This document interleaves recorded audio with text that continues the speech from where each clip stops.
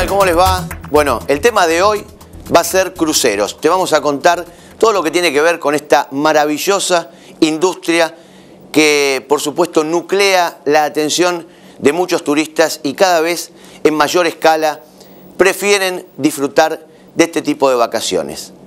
Hoy hablamos de viajes con un especialista en la materia, director de el diario digital Noticias de Cruceros, Ricardo Marengo, para que nos cuente absolutamente todo lo que tiene que ver con los cruceros en la actualidad. Ricardo Marengo, un gusto, Richard, que nos acompañes. Bueno, como siempre. Un gusto estar acá. Vale. Realmente. Para hablar de cruceros, ¿no? Que es el tema que creo que te apasiona. Sí, hoy de fútbol no voy a hablar, no, así que no. Bueno, no. Es el tema que te apasiona, ¿no? Bueno, sí, sabes que yo les comentaba hace poco con una gente amiga. Yo soy de Mar del Plata, y eso vos lo sabés. Yo cuando era chico, cuando llegaba un barco al puerto de Mar del Plata, agarraba mi bicicleta y me iba a mirarlo. Pues me encantaba, me parecía una cosa espectacular. Y llegaban el Rosada Fonseca, el Andrea C, el Federico C, el Golden Odyssey, y todos esos barcos que recalaban en Mar del Plata, ¿no? Que estaban por ahí 1 y hasta 2 días. Y yo me iba con la bici desde casa a verlos porque me parecía fascinante, ¿no? Y bueno, desde ahí me viene un poco... ¿Qué año fue esto? ¿Qué año era? Hace muchos años. Yo tenía 8 y ahora tengo casi 50, así que hace algunos añitos, ¿no? Pero bueno, fíjate cómo uno va arrastrando las pasiones desde muy pequeño, ¿no? O sea, las cosas que te fascinaron de chico. Yo nací en un puerto, yo nací en el puerto de Mar del Plata. Entonces, realmente como uno ha ido llevando esas pasiones a lo largo de los años. Después entré en lo que era periodismo turístico. Bueno, vos sabés, conocés bien toda mi historia en todas las revistas y aunque diarios que estuve. Y después, bueno, finalmente encontré la beta y dije, caramba, hay algo que no se está haciendo, que es un buen diario de información sobre cruceros. Y dije, bueno, ahí está. Y ahí estamos ya cumpliendo 5 años con Noticias de Cruceros. Bueno, en tu época en Mar del Plata era prácticamente la transición entre lo que era el transporte, ¿no? Desde Europa y lo que comenzaba a ser el viaje de placer. Sí, en realidad... la etapa esa, que bien la posicionás vos a caballo de los 60s, fue una etapa muy dura para los cruceros. Fue una etapa muy dura porque los barcos eran, como vos bien decías, transportes. O sea, la gente iba de Europa a Estados Unidos en un barco que tardaba 5 días. Y ahí ya el Boeing 707 empieza a robarle el público. Los vuelos transcontinentales empiezan a hacerse mucho más frecuentes, mucho más económicos, y entonces el barco pierde razón de ser. El barco transatlántico, el barco como medio de transporte necesario para llegar de un punto a otro, ¿no? Entonces ahí la industria se reconvierte, empieza a ver cómo van a hacer para darle uso a esos tremendos barcos que quedaban. En aquella época no quedaban tantos. Llegó a haber un momento en el cual quedaban en lo que es la ruta Atlántico Norte, el France y el Queen Elizabeth II. Bueno, el France se vende y pasa a ser el Norway y pasa a hacer cruceros al Caribe, en el Caribe mejor dicho, con base en Miami. Cunard sigue teniendo, por supuesto, el Queen Elizabeth y sigue manteniéndose, porque es casi un tema de orgullo británico símbolo, de ellos, claro. Es un símbolo que tienen que tenerlo. Bueno, en ese momento empieza la transición, los barcos empiezan a cambiar y alguien toma, dicen algunos que fue el fundador de Carnival, dicen otros que Costa también lo había tomado, toman una forma de armar los barcos diferente. Vuelven a lo que eran los viejos barcos del Mississippi, los showboats, que se llamaban showboats porque tenían un gran show a bordo, eran muy lentos, entonces tenían un gran show a bordo, y tenían teatro, tenían casino. Entonces sacan el tema del teatro y el casino y se lo ponen a un barco de pasajeros. Recordemos que el Titanic, por ejemplo, un barco de pasajeros conocido por todos gracias a la película, no tenía casino y no tenía teatro. Entonces se agregan más cosas, digamos, al barco, se le agregan más cosas para hacerlo divertido y se hacen tramos mucho más cortos. Ahí Costa hace una asociación muy interesante con lo que es aéreos. Entonces lo que vendía era un crucero por el Mediterráneo, pero con el aéreo también conectado, digamos, de alguna forma. O sea, pasan a ser tramos cortos, ya no transatlánticos, sino tramos cortos, se navega de noche y se está de día en un puerto. Y aparte los barcos en sí mismos ya se convierten en un destino.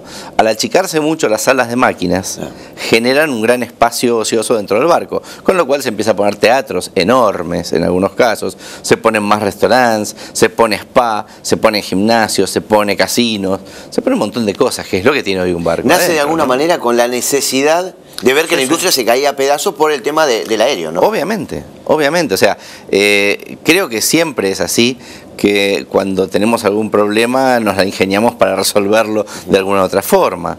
Entonces, es así como nacen los cruceros. Y una industria que va paulatinamente en ascenso, ¿no? En realidad está creciendo alrededor de un 7% por año. Este año estamos totalizando más de 20 millones de pasajeros a nivel mundial, lo cual sigue siendo ínfimo, creo que es el 1 punto algo por ciento del turismo mundial. Pero es una industria que viene creciendo a tasas chinas, qué sé yo. Entonces, realmente la industria viene creciendo desde hace casi 35 años, o sea, poco menos desde que empezó la etapa de los cruceros modernos, no ha parado de crecer nunca. Inclusive en épocas de crisis, el 2009, para nosotros el 2001, realmente es una industria bastante curiosa porque siempre ha seguido creciendo. Bueno, un buen parámetro creo que lo debes tener a través de tu portal, ¿no? De sí. noticiasdecruceros.com, Sí, sí, sí. ¿por qué? Sí, ahí es donde ves el movimiento del interés del público, ¿no? Ahí ves el interés. Sí, ahí en las redes sociales. Hoy no podemos hablar de tener un portal, como bien decís, y no tenerlo vinculado a las redes sociales. Seguro. Facebook, Twitter, todo eso. Porque lo que es la interactividad entre el lector y el medio viene más por las redes sociales que por el medio en sí mismo. El medio es para mostrarse, inclusive cuando alguien pone un comentario debajo de la nota, es para mostrárselo al mundo. En cambio, para preguntarle al medio algo, lo hacen a través de Twitter o de Facebook. Sí, seguro. Preferentemente de Facebook, el público argentino de Facebook. Sin embargo, bueno, nosotros por ser un portal en español tenemos gente de Argentina, de España, de México y de Estados Unidos como lectores principales, ¿no? ¿Y cómo es la satisfacción del cliente? Es decir, hay gente que conoce, de pronto... he tenido la posibilidad de conocer personas que toda su vida han viajado en crucero y no han hecho otra cosa. Es decir, su única modalidad de vacacionar es a través de un crucero. Y hay otros que, tentados por esta vorágine que se genera de que todo el mundo quiere viajar en crucero, hacen su viaje por primera vez. ¿Cuál es la satisfacción de ese cliente? Es decir, ¿cumple sus expectativas? El 90% de los clientes tienen una satisfacción, o sea, una alta satisfacción y quieren volver a hacer un crucero. El 90%. Y esas son estadísticas que maneja la CLIA, que es la Cruise Line International Association, o sea, la Asociación Internacional de Líneas de Cruceros. Entonces hay todavía un alto índice de expectativa y de satisfacción por parte del pasajero. Eso es muy importante. Yo creo que la persona que nunca hizo un crucero no se puede imaginar la cantidad de cosas que puede llegar a vivir a bordo, cosas positivas, por supuesto, y la cantidad de opciones que hay arriba de un barco. El otro día yo escuchaba a una persona, pero no sé, me voy a aburrir a bordo. Yo creo que es más, uno no tiene tiempo para hacer la cantidad de opciones que hay a bordo en general. Y ojo, y te estoy hablando de cruceros que por ahí vos me decís, bueno, si voy a hacer un transatlántico, o sea, me voy a venir cuando los barcos bajan a Sudamérica, me subo en Savona, por ejemplo, y termino acá en Buenos Aires. El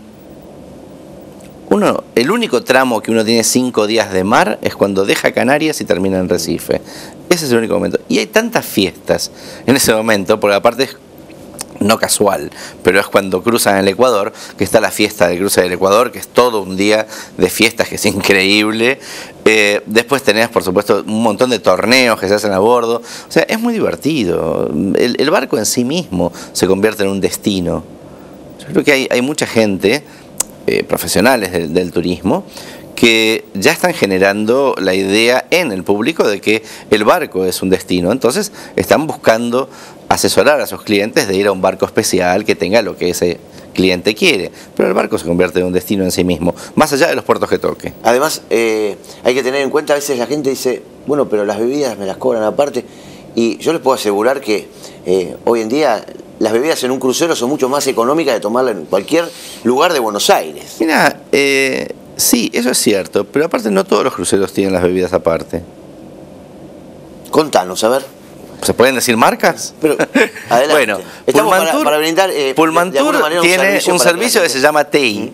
¿No es cierto? Pullmantur piensa en ti, es la campaña. Y TI es todo incluido, inclusive las bebidas alcohólicas.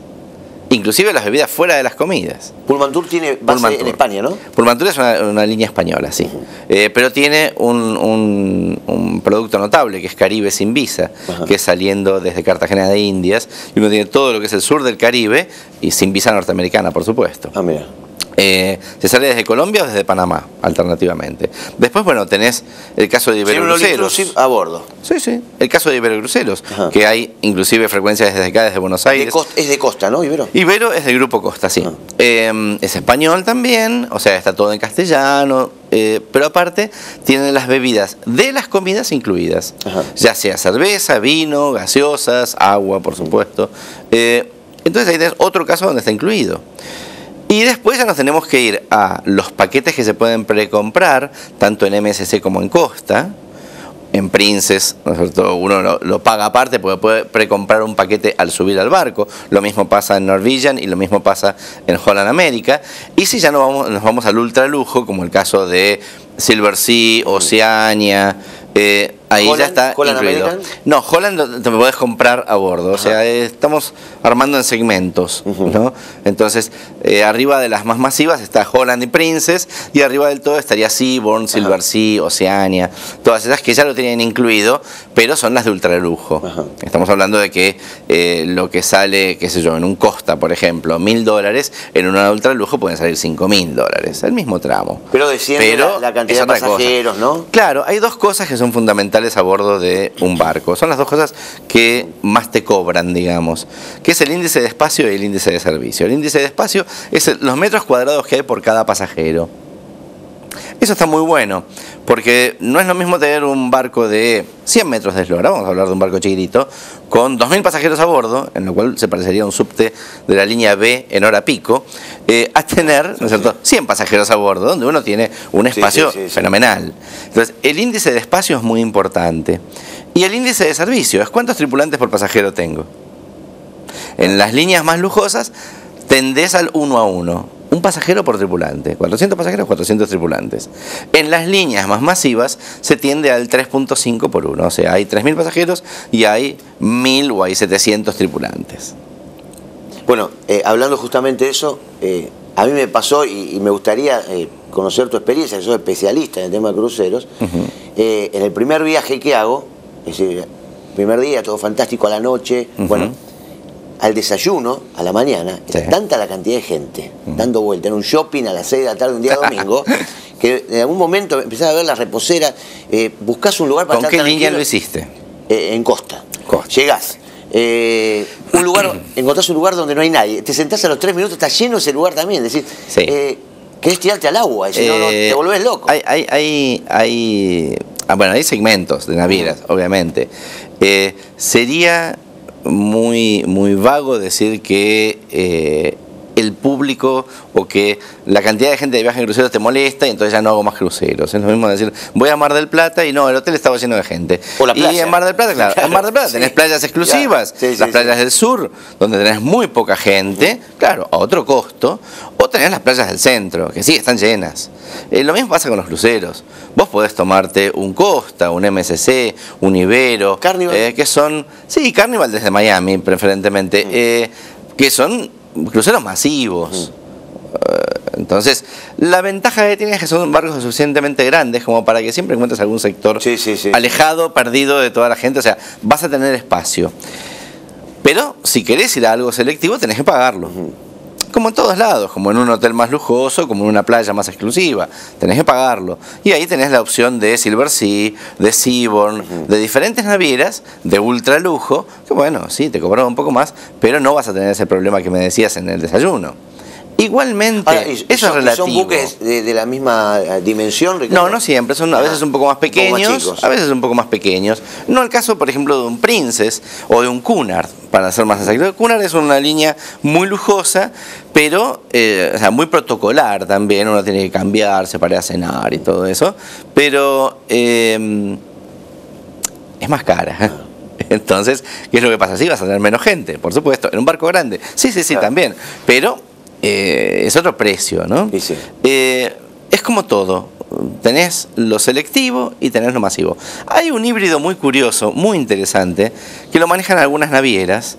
El caso de MSC se llama MSC Yacht Club. El caso de Norwegian Cruise Line se llama Heaven. Hay diferentes nombres para un producto que sería como una especie de primera clase.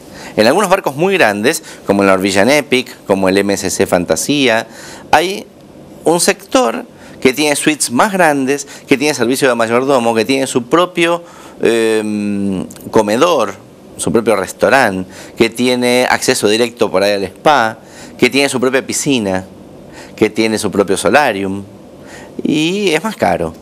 Pero esa es la idea que justamente vos me estabas diciendo recién, si los barcos de lujo necesariamente son más chicos.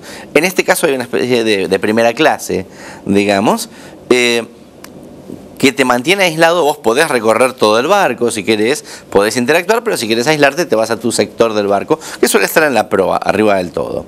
Eso es interesante. Es para un tipo que quiere tener las dimensiones y el servicio de un barco de ultralujo, pero en un barco realmente grande, donde vos decís la estabilidad es otra y obviamente la forma de navegar es otra.